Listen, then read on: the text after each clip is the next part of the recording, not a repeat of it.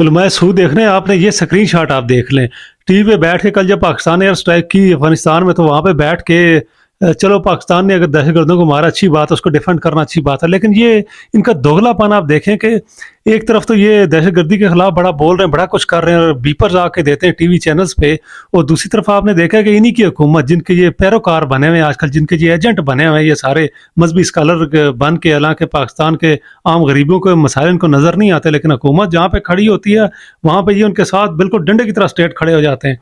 اسرائیل کو تسلیم کرنے کے لیے امریکہ میں معاہدے پہ دستخط کر لیے، اسرائیل کو تسلیم کرنے کے لیے پوری راہ بنائی جا رہی ہے، ایک طرح کا جو ہے غیر اعلانیہ طور پہ اسرائیل کو تسلیم کر لیا جا چکا ہے۔ یہ مولوی وہاں پہ نہیں بولے، یہ مذہبی اسکالر وہاں پہ نہیں بولے، لیکن جب حکومت کی طرف سے ان کو کوئی چیز ملتی ہے نا کھانے کے لیے، حلوہ ان کے سامنے پیش کیا جاتا ہے، وہ کھا کے تو فوراً حکومت کے حق میں قصیدے پڑھنا شروع کر دیتے ہیں۔ یہ ان کی اوقات ہے، اس لیے ان سے نفرت ہے۔